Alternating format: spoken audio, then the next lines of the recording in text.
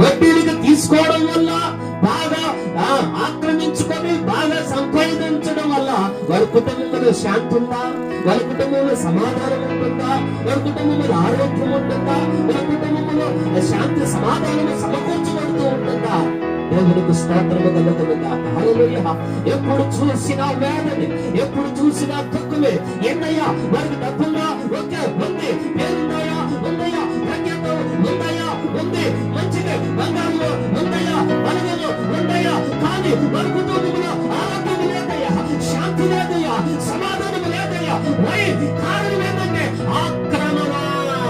వడ్డీలు, అధిక వడ్డీలు తీసుకోవడం వల్ల, వారు ఆక్రమించుకోవడం వల్ల, ఎక్కువగా వారిని పీడించడం వలన, వారు ఎక్కువ తీసుకోవడం వలన వారి ఇంట్లో శ్రమ, దుఃఖ, వేదన, భయంకరమైన శోధనలో వారు పడిపోతూ ఉన్నారు.